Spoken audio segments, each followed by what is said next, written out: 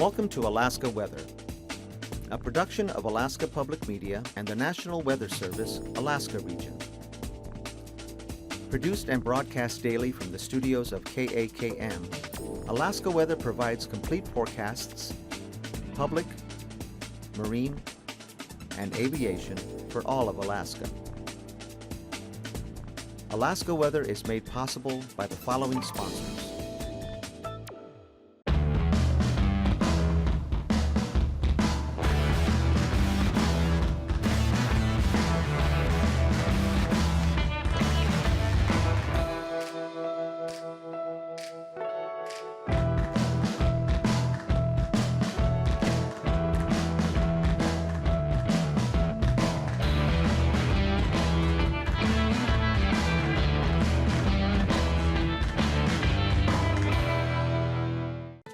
Support comes from the University of Alaska College Savings Plan, helping you and your child save for college every step of the way, from diapers to diploma.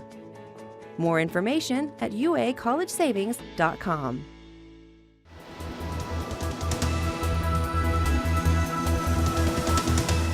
The National Weather Service. Hello again, everyone, and thanks for joining us here at KAKM for this Monday's edition of Alaska Weather.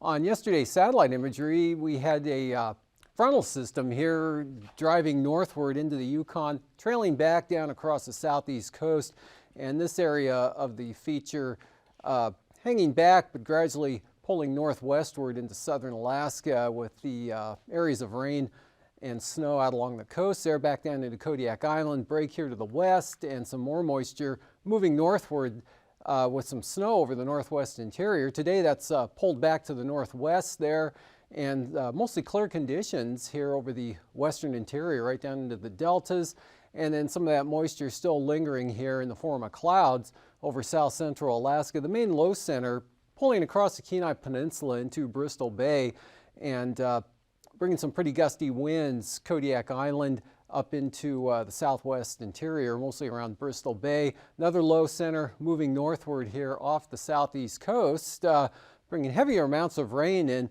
especially over the southern southeast coast, with pretty gusty winds along with that. There's a position of the front today, that low center coming northward there off the coast, and fair amount of rain falling during the day today, over 2 inches at Ketchikan, and lighter amounts up over the central southeast coast. Klawock, Petersburg, and Wrangell all receiving over half an inch of rain in those areas, with even lighter amounts up to the north.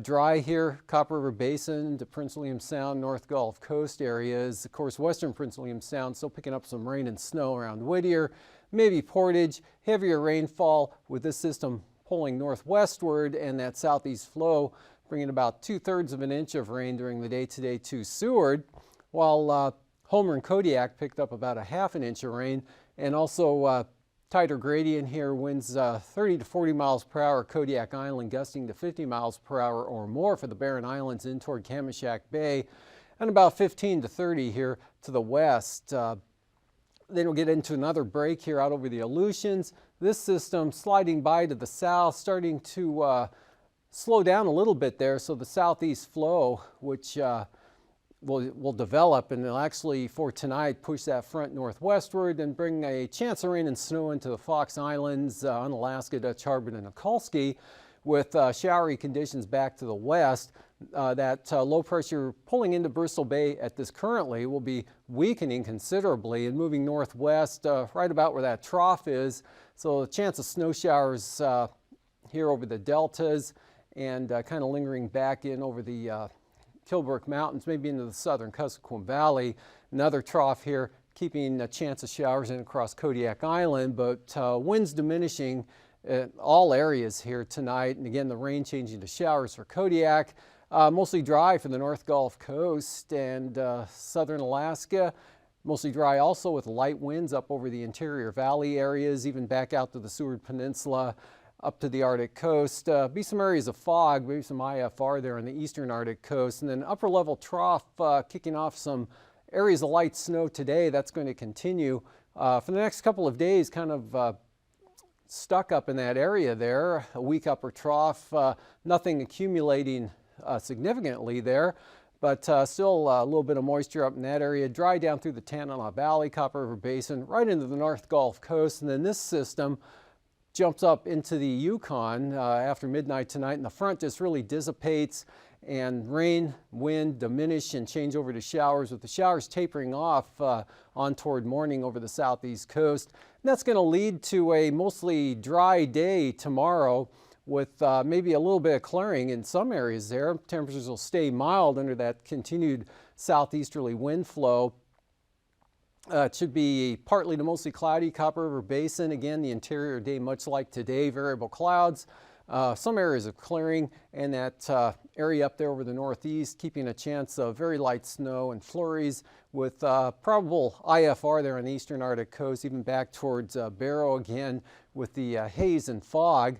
Otherwise dry, mostly cloudy, dry conditions, just a risk of an isolated shower here over the mountainous terrain of the southwest interior, and a chance of showers continues southern Kenai Peninsula, Kodiak Island, all the way out to the Alaska Peninsula. And this area continues to shift off to the west, bringing a chance of snow to St. Lawrence Island during the day tomorrow, and then rain for the eastern Aleutians as that front advances up to the north and northwest there from Falls Pass all the way out to Adak, and then more snow showers out towards Shemya.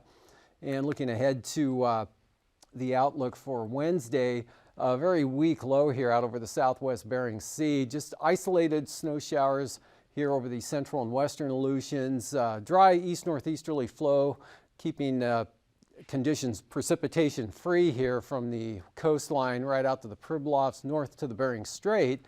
And then several surges of moisture come northwestward, with the first one pushing well into the southeast interior, probably bringing some light snow all the way up to the Eagle area during the day on Wednesday. Mild conditions though, so a mixture of rain or snow over the Copper River Basin area into south central Alaska, with the heaviest amounts again western Prince William Sound down along the Kenai Peninsula.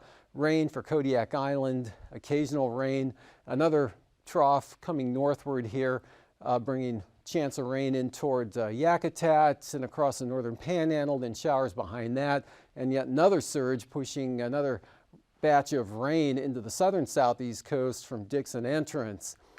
And moving up to the north there, again, that upper level low still in the picture there, kind of stuck out of the main wind flow. So mostly cloudy skies, areas IFR, eastern Arctic coast, north slope, even into much of the eastern Brooks Range. Some of that could work down into the northern Koyukuk Valley, but again, amounts won't be very much at all. And some showers here for the Alaska Peninsula, that main low center staying to the south. Temperatures across the southeast coast this afternoon range from the upper 30s to lower 50s.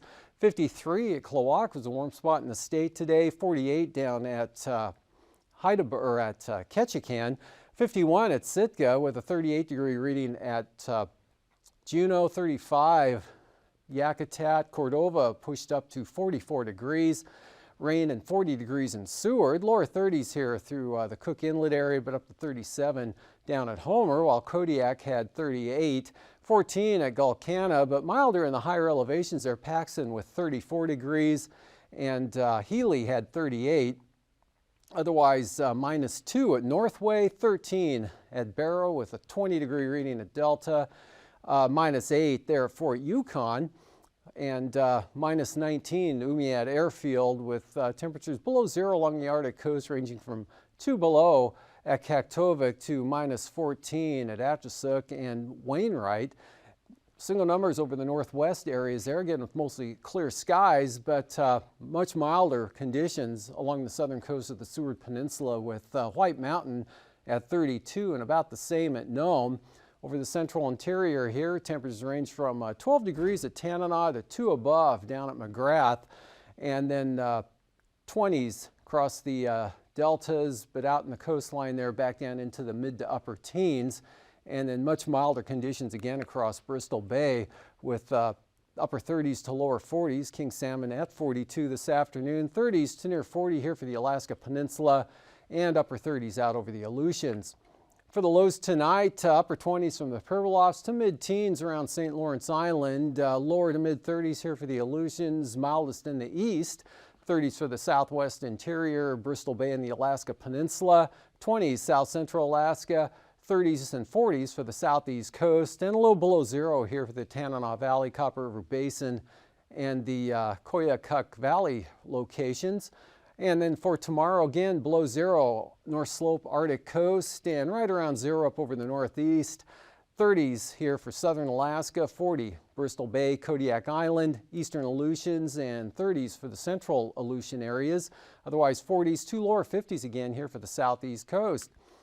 And for flying weather, tomorrow again looks like VFR here for the Panhandle, with the lower conditions staying off to the southwest, becoming VFR also for the North Gulf Coast. Some lingering marginal VFR there along the Kenai Peninsula down to Kodiak Island, and on the eastern slopes of the western Alaska Range there west of Cook Inlet, and a little marginal along the Alaska Peninsula, but lots of VFR flying here from the Pribilofs right up to the southwest coast, all the way up to the North Slope. And again, snow, flurries, fog, low clouds, makes some IFR there for the eastern Arctic coast, with the marginal conditions back to the west to around Wainwright. And then also here from the Bering Strait southwestward there, look for some marginal conditions with possible IFR there for St. Lawrence Island. It'll be continuing to pull back to the west-northwest throughout the afternoon hours. Otherwise, the Aleutians here, southwest Bering, looking pretty marginal. For the passes up around the Brooks Range, both Anatuvik and Adigan will be VFR tomorrow, and Lake Clark and Merrill, VFR, possible marginal conditions at times on the eastern entrance of both passes. Rainy though, VFR. Windy, another VFR day. And for the eastern Alaska Range, all the passes will be open. Tanita, VFR. Portage starting out possibly as low as IFR, but the trend throughout the day will be for improving conditions. And Chilkoot and White, same forecast, starting out marginal, becoming VFR probably by noontime tomorrow and continuing through the afternoon. Freezing levels, again, quite mild conditions here over the southern southeast coast, about 8,000 feet or more, dropping back to about 2,000 feet around Yakutat, and then at the surface here, right through this area, 2,000 feet for the eastern Aleutians. As far as icing goes, not a lot, maybe some isolated stuff up there below about 8,000 feet there in the northeast to the eastern Arctic coast, but another area here, 3,000 to 12,000 feet, light to maybe very isolated moderate rime icing for the eastern Aleutians, wrapping back into the Adak and Atka area.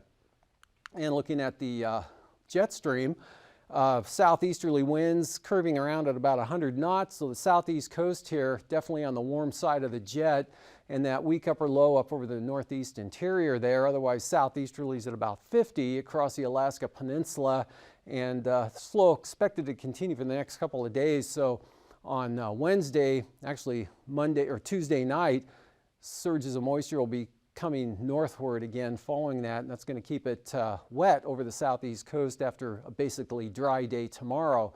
And then for the 9,000 foot winds, easterly flow across the Gulf of Alaska up to 35 knots into the Panhandle, kind of east-southeast flow at 25 over the southwest, pretty light up over the interior. Back to those gusty east winds, 25 to 35 knots there along the central and eastern Arctic coast. 3,000 foot winds, again east to west flow across the Gulf of Alaska, 20 to 30 knots, 25 to 35 knots out of the southeast here across the Bering Sea. Light variable winds over the central and eastern interior to easterlies, 25 to 30 along the western Arctic coast, and could see some winds maybe up to 40 knots there across the southern Panhandle. And with that could be some possible moderate turbulence here, Dixon entrance up across Prince of Wales Island, and then tapering off up to the north. Really pretty smooth through much of interior Alaska, maybe some light to very isolated moderate chop on the Arctic coast. And then also here look for the bumpiest conditions to be along the Alaska Peninsula and the eastern Aleutians, with some more turbulence extending up towards St. Lawrence Island along the coast there but just south of the Bering Strait. And after the break, hang or flying, I'll be back with the marine forecasts.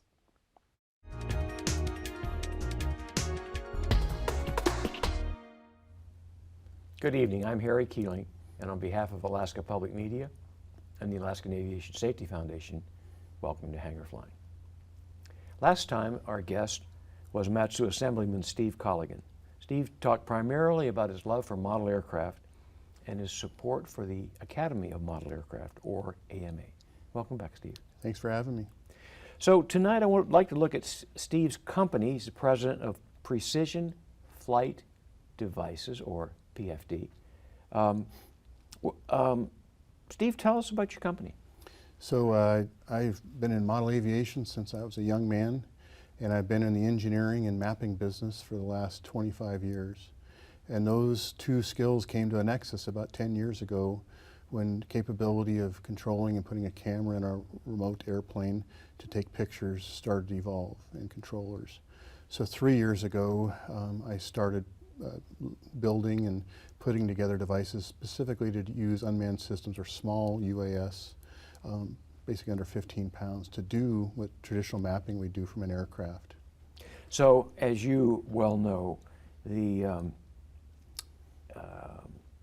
genesis of where we are today has had somewhat of a long and tortured history. And obviously, initially, you were using helicopters and things like that, and you always probably wanted to get into the unmanned aircraft, the small, but there were some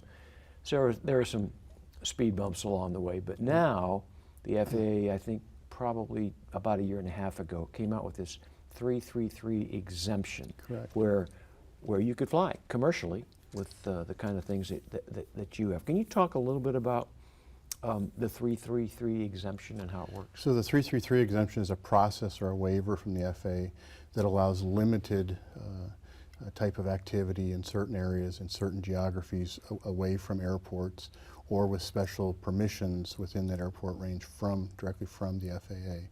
But it's a transition to allow a safe environment, cooperating with the FAA to start using some of these small unmanned system technologies. So a big part of that in your application is how you're going to do it safely. Can you talk a little bit? You all have 333 right now? So we have an application in for 333, and I've done integration work for other 333 operators with sensors for infrared and other stuff. So explain to our audience, many of them are general aviation pilots or involved in some aspect of aviation. What are some of the safety features that are built into a 333? So the 333 itself are basically rules and regulations that allow for safe separation of airspace and acknowledging, basically a knowledge of the airspace rather than just a random user going out and putting an aircraft up in the air like a hobbyist. And even at the hobbyist level, a transition to understand and have a knowledge base to learn from, like knowbeforeyouFly.org. But the deal is to know about the airspace and know who you're sharing it with. The hardware allows all sorts of other safety features to control the aircraft in different instances of loss of signal, loss of GPS, et cetera. It'll behave how it's programmed. It'll offer a tremendous amount of other safety features handled by hardware. So talk a little bit about some of the missions that you're looking to do with your 333. So for me, in the geomatics, geospatial mapping business, it's not a fix-all replacement for other sensors such as satellite or traditional aviation. But if you can think about small mine sites, pits, other things doing quantification, measurements, infrastructure, measuring, inspecting towers, you can actually use, and it's not just hardware, we discussed the hardware, but the software side of the industry has evolved even faster than that allow you to use a small GoPro camera on these small devices that can do just incredible measurements that you would normally have to do on a ladder or other stuff. And if you look at a business where their workers' comp rates are, that's probably where we're going to see the most evolution, the most use of some of this stuff is businesses evaluating where their risks are and can they do it from a small UAS. So not to oversimplify this, but obviously the advantage is such things as cost. You're not flying a $5,000 an hour helicopter or whatever the going rate. They're quieter. They fly at an altitude that shouldn't compete with other aircraft. And like you say, the technology is such that you can do some pretty phenomenal missions with with what's available, and who's to say what's coming in the future, right? Correct. So all of these things for business use in the future is going to be around some kind of use case in economic. Just because it's cool, just because it's small, just because it's fun, it's going to come down to a cost benefit or a safety benefit. Some offset from traditional business use is going to be the driver in the industrial or commercial usage. Yeah. Well, you are certainly a pioneer in the area. We appreciate you being on the program tonight, and look forward to many good things from your company and from the AMA. Thanks for all you do. Thanks, Steve. Ladies and gentlemen, I hope you enjoyed tonight's program. Just like to remind you that, again, please be a member, become a member if you're not. It's $35 a year for individuals, or $110 for corporations, and enables us to bring you Hangar Flying, quarterly newsletter. We advocate on your behalf for aviation safety. We have scholarships, but we can't do it without your help. So please go to www.aasfonline.org and keep supporting the Safety Foundation. Till next time, fly safe.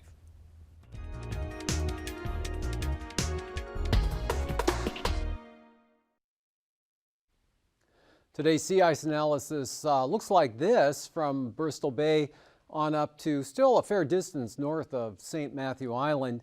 And forecast for the next 5 days through Saturday for the rest of the week is continued east and northeast winds across the entire area here. So expecting the ice edge to advance west-southwest, 20 to 30 nautical miles again through Saturday. And as far as Cook Inlet goes, it's going to be too warm this week for any new ice to form over the northern areas.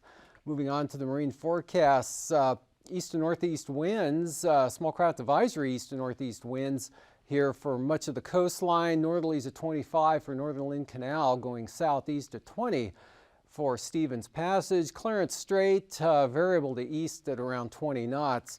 And for Wednesday, southeast 25 to 30 knots here for the south coast, north coast, easterlies 25 to 30 knots. And small craft advisories also here over the central and southern inside waters, while Lynn Canal is mostly north at 20. For the North Gulf Coast, east-northeasterlies at 20 knots with 9 to 10 foot seas, northeast at 10 for Prince William Sound. Same thing for northern Cook Inlet, and those winds increasing as you head south here to about 25 knots for Kamishak Bay. Easterlies 20 to 30 knots blowing across Kodiak Island. And for Wednesday, got northeasterlies 20 to 25 knots for the inlet, but those increased to gale force northeasterlies there for Kamishak Bay to Augustine Island. And some strong gales here expected for Kodiak Island from the Barrens to Shelikof Strait, 40 to 45 knots with seas 14 to 22 foot seas. Minimum gales out of the east for the North Gulf Coast. And for Bristol Bay tomorrow, east 20, seas 4 feet. Easterlies at 25 knots with 7 foot seas there along the Alaska Peninsula. South of the peninsula, though, southeasterlies, gale force here, 35 knots, dropping back to 25 knots from Castle Cape to Sitkinak. And then for Wednesday, northeasterlies 35 knots out of Bristol Bay along the entire coastline of the peninsula, and then gale force northeast and northerly winds at 35 from Sitkinak to Cape Sarachef with seas 15 to 20 feet. And for the eastern Aleutians tomorrow, gales in the forecast, easterlies 35 to 40 knots with winds becoming more north to northeast out here to the west. Adak and Atka 30 to 35 knots, northerlies 30 knots, northwest 30 out towards Shimia. And then for Wednesday, much lighter winds coming up out here for the western areas, north to northwest, 15 to 20 knots, so laying down pretty good there. Small craft advisories for Adak and Atka with 9 to 13 foot seas, and easterlies, mostly northeasterlies, at 20 to 25 there for the eastern Aleutian zones. And for the southwest coast here, east 25 south of Nunivak Island, southeast at about 20 there to the north. Brisk wind advisories still going there for St. Lawrence Island, and the same winds here for the northern Bering Sea, and even east at about 20 for the Pribilofs. For the Wednesday outlook now, dropping back down to 15 knots for the St. Lawrence Island area, but we still got small craft advisories here for the southwest coast, the northern Bering Sea, and the Pribilofs, all out of the northeast with 8 or 9 foot seas. For the Arctic coast, brisk wind advisories on the east side there, a little lighter, still out of the east, 20 for the central coast, and then back up to 25 here on the west side, east to northeast, 15 to 20 knots, Wales to Cape Beaufort. And northeast 15 to 20 the next day as well. Easterlies for the direction continue, 20 knots for the most part along much of the coastline, but up to 25 knots over toward Demarcation Point. And for tonight again, pretty fair, light winds across much of the interior and diminishing showers here as this trough weakens and pulls back to the northwest. And the winds will diminish as well, but stays a little breezy here. Kodiak Island with a chance of showers. Dry south central Alaska, diminishing precipitation for the Kenai Peninsula, and rain changes to showers and really tapers off toward morning there for the southeast coast as this system weakens considerably and jumps into the Yukon.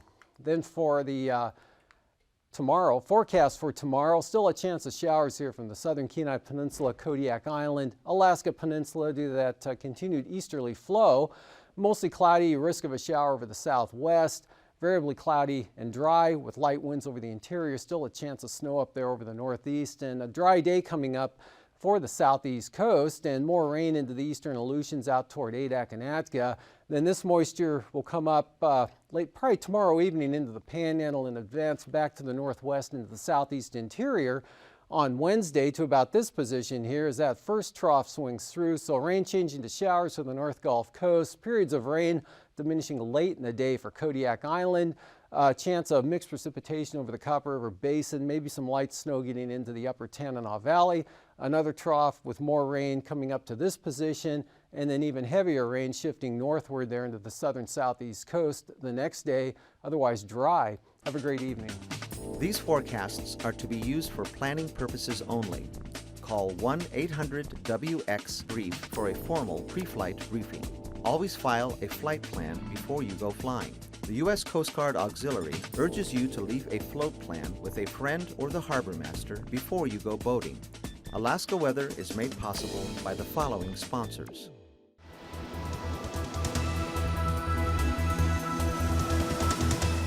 The National Weather Service.